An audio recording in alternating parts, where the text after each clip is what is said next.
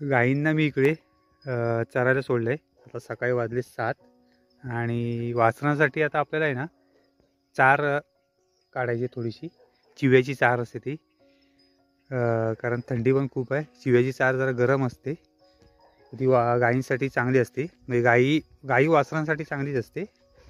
तर आपल्याला फक्त वासरांनाच टाकायचे. तर मी आता इकडे एक चिव्या जरा खाली आला आहे त्याची काढून घेणार आहे. आणि आपली नवीन गाय बघा तिकडे एकटीच तिकडे आहे आणि बाकीच्या इकडे चरत आहेत, कारण ती एकटीच राहायची तिला सवय आहे, त्याच्यामुळे ती तिकडे आहे. बाकीचे आपल्या तिकडे आहेत आणि समोर बघू शकता सूर्य पण मस्तपैकी उगवतोय.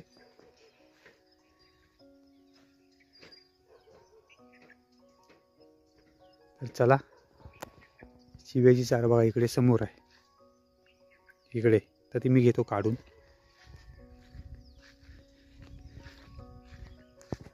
हे बघा इकडे चिव्याची चार आहे, तर ही आता मी काढून घेणार आहे. हे बघा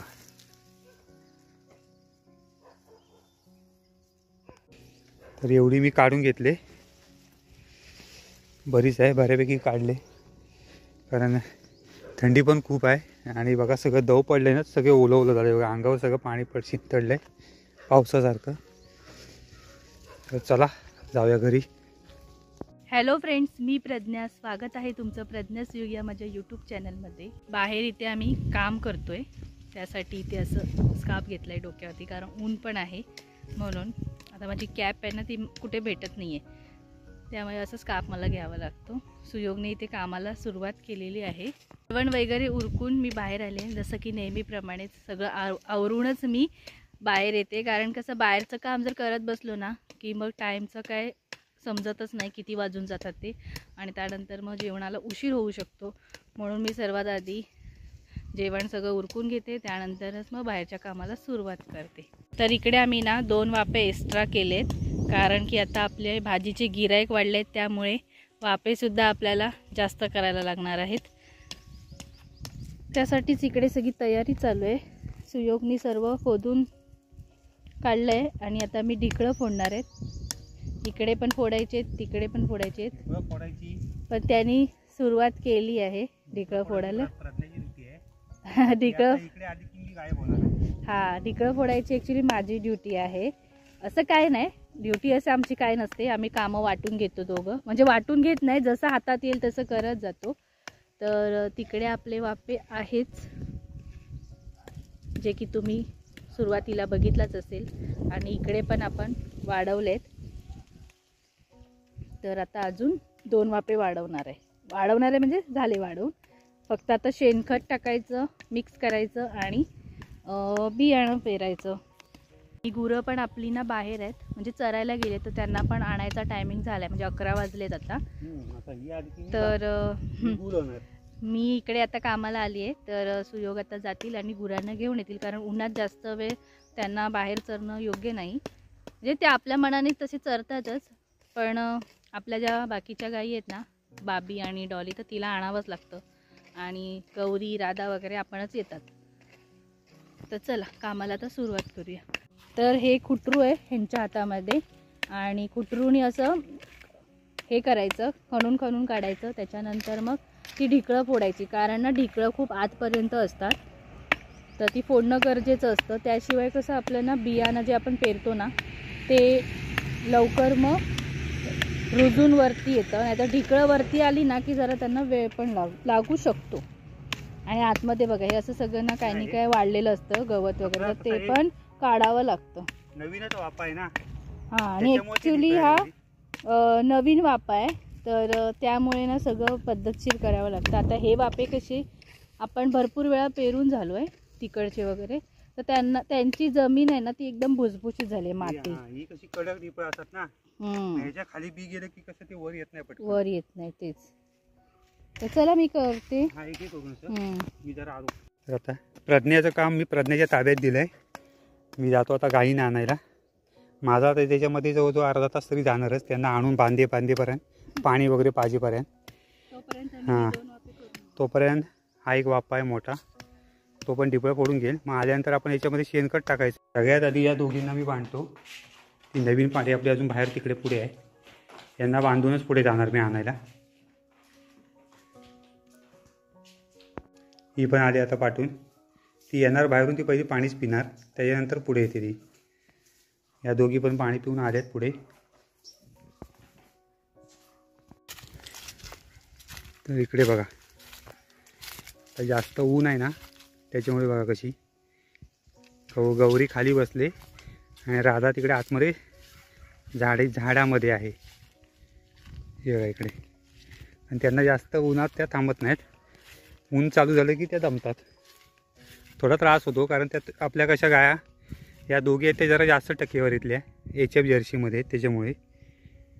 ही इकडे बसले, व गौरी बसले, वसू बाजूला आहे, आणि तिकडे समोर राधा आहे झाडामध्ये. हे बघा आतमध्ये इथे. आणि समोर तिकडे बाबी आहे.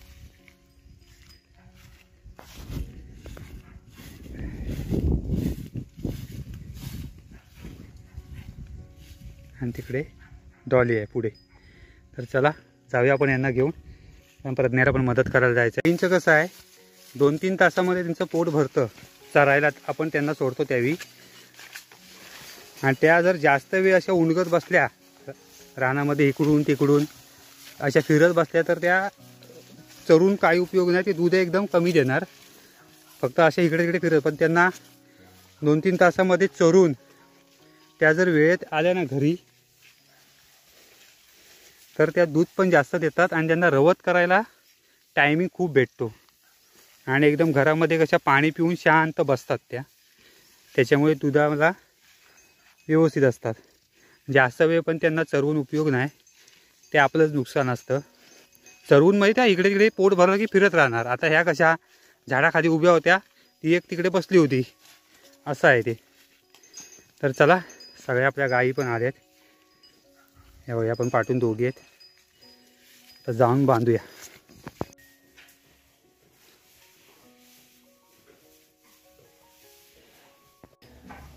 तर झालंय सगळ्यांना बांधून. आपल्या वासरांना पण बांधलंय. इकडे बाबी, ही नवीन गाय, तिच्या अंगावर जरासं पाणी शिंपडले उन्हात आले म्हणून. आणि इकडे राधा, डॉली, गौरी, वसू. तर चला, सगळ्यांना झालंय बांधून. आपण आता जाऊया आपल्या कामाला. झालं तर आहे माझं ढिकळं फोडून, पण सुयोगने एकदा परत बघायला सांगितलं. कारण ना काय काय ठिकाणी एकदम दगडी आहेत अशा, म्हणजे मातीच्या ढिकळं नाही आहेत. मला वाटतं चिरा वगैरे आहे ना, तुटकीच आहे, पण ते एकदम कडक झाले. हां, ते एवढं एकदम असं ना फुटत नाहीत पटकन माझ्याकडून, पण फोडले आहेत ना बऱ्यापैकी. तसं काय आता मला ट्रेन झाली आहे मी. हा बापा जरा छोटा झाला वाटतं. इकडचा बापा छोटा झाला ना, जागा कमी आहे ना तिथे. जाऊ दे आता काय कर.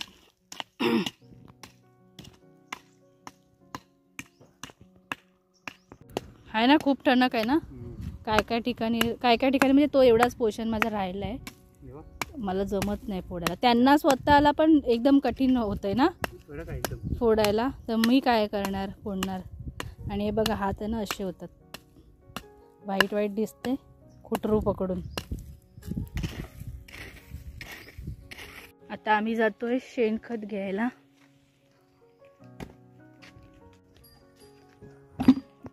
आहे काय सुकलेलं, काढून सुकण्यासाठी काढून देऊ की तुम्हाला. त्याच्यात ना हे असतात म्हणून मला भीती वाटते. किडे असतात आणि ना कधी कधी ती गोण वगैरे पण असते ना, म्हणून मला आवडत नाही असं आतमध्ये जायला. म्हणजे भीती वाटते, आवडत नाही असा प्रश्न नाही.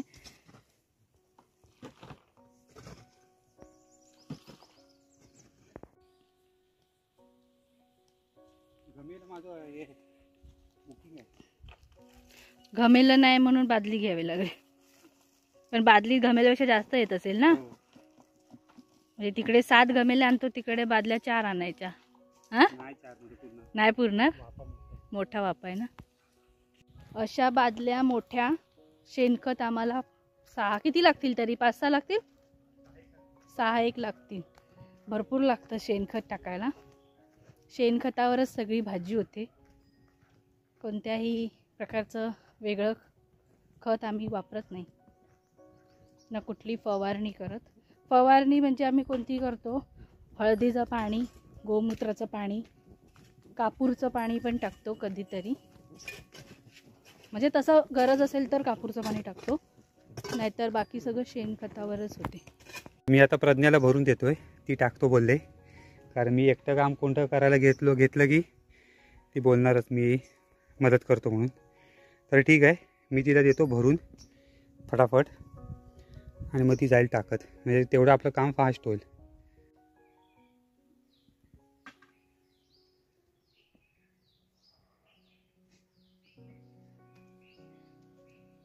शेणखत तर आमचं टाकून झालं आहे दोन्ही वाप्याला आणि भरपूर वेळ गेला टाकेपर्यंत. कारण बऱ्याच बादल्या ह्याच्यात टाकायच्या होत्या. हा मोठा वापा आहे म्हणून त्याच्यात पण 3 बादल्यात तरी आम्ही शेणखत टाकले.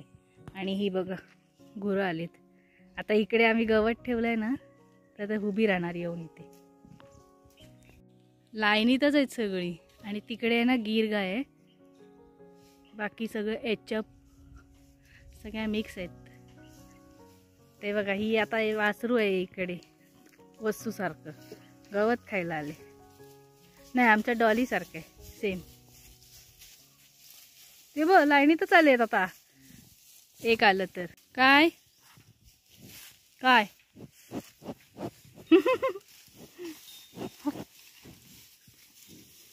ओळखतेस का मला?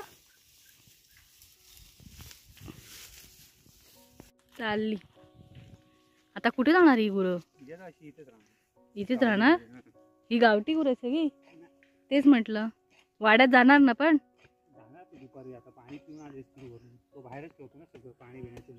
हां हां ह्यांची गुरं आहेत ना ती. हां भाऊ कानडे.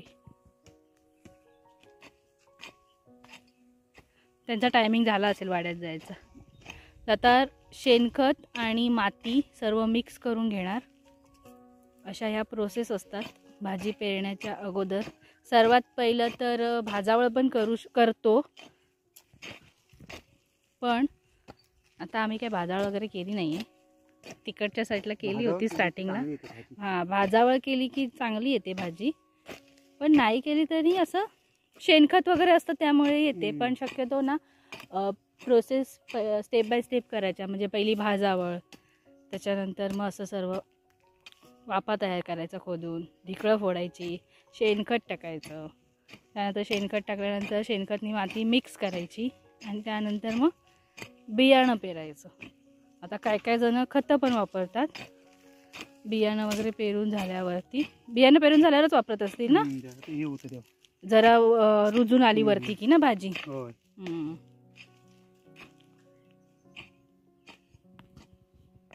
सुयोग तिकडे शेणखत माती मिक्स करतायत, तोपर्यंत मी बियाणं घेऊन येते, थोडं पाणी पिते आणि येते. कारण शेणखत टाकेपर्यंत ना हालत खराब झाली. भरपूर असतं सर्व करायचं. तर हिरवा माठ आणि मुळा ही 2 बियाणं मी घेऊन चालले.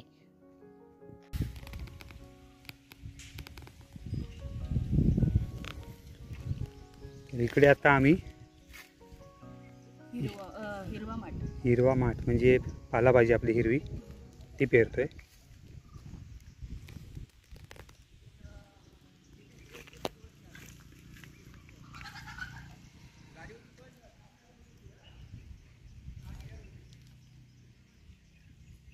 बियाणं पेरून झालं ना की पुन्हा ना मिक्स करायचं ते मातीत. म्हणजे ते वर राहता कामा नये, आतमध्ये जायला पाहिजे थोडं. तर आमच्याकडे हा कुटरू असतोच सोबत. तो ढिकळं फोडायला पण कामी येतो, वापा एक लेवल करायला पण येतो आणि असं बियाणं पेरल्यानंतर ते मिक्स करायला पण कामी येतो. ॲक्च्युली बियाणं वगैरे पेरायचं ना हे आम्ही खूप आधीपासून दाखवत आलोच आहोत व्हिडिओमध्ये. पण आता आपले जे नवीन सबस्क्रायबर आहेत तर त्यांच्यासाठी म्हणून आम्ही हे पुन्हा रिपीट असं करतो. म्हणजे पेरतोच आहोत ना तर व्हिडिओमध्ये दाखवतो, म्हणजे त्यांनासुद्धा समजेल. आणि आपले जे जुने सबस्क्रायबर आहेत आपल्याला आधीपासूनचे जॉईंट आहेत तर त्यांना हे सगळ्या गोष्टी माहीतच आहे. आणि ह्या वाप्यामध्ये आम्ही मुळा पेरणार आहोत, तर त्यासाठी बघा अशा लाईनी कराव्या लागतात, कारण मुळा हा लाईनी तसा पेरायला लागतो.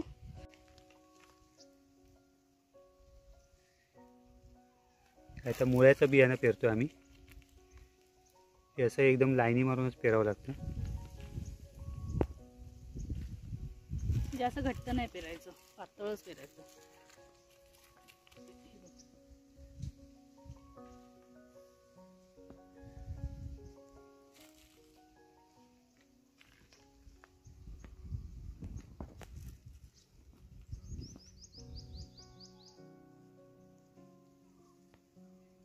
दूध काढायचा टाईम झाला आहे, म्हणजे काढून झालं आहे आता. बाबीचं मी काढलं. त्या 2 गाई गेल्या बाहेर चरायला, वासरं लुचवली आणि आता इथे सुयोग काढतायत. दूध काढता काढता भाजीची पण मध्येच ऑर्डर होती, म्हणजे आले होते ते घ्यायला, तर त्यांना 3 जोड्या दिल्यात मध्येच काढून. म्हणजे मी काढले आधी, तोपर्यंत सुयोग बाकीच्या गाईंची दूध काढत होते. नंतर मी बाबीचं काढायला गेल्यावरती त्यांना म्हटलं तुम्ही बाहेर जा, म्हणजे कोण आलं तर कसं काय भाजी घेऊन लगेच जात नाही ना, मग 5-10 मिनटं तरी बोलतातच. त्यामुळे होतं ॲडजस्ट आमचं, असं काही नाही दूध काढताच्या टायमाला. पण चला आता ना भाजीला पाणी शिपायला जायचं आहे. इथे मी बटाट्याचे कापं बनवते. गुरं पण आलीत सगळी आपली वाड्यामध्ये. आंबवण वगैरे त्यांचं सर्व खाऊन झालं आहे. आणि आज दुपारी मी ना पिठी भात भुर्जी बनवली होती. म्हणजे मी काही भुर्जी वगैरे खात नाही, पिठी भातच खाल्लं, म्हणून आता माझ्यासाठी कापं बनवली. तर चला व्हिडिओ पण मी आता इथेच एंड करते. आजचा व्हिडिओ तुम्हाला आवडला असेल तर लाईक करा, शेअर करा, कमेंट करा आणि आपल्या चॅनलवर नवीन असाल तर चॅनलला सबस्क्राईब करायला विसरू नका. तर भेटूयात आपण नेक्स्ट व्हिडिओमध्ये. तोपर्यंत bye, good night, take care.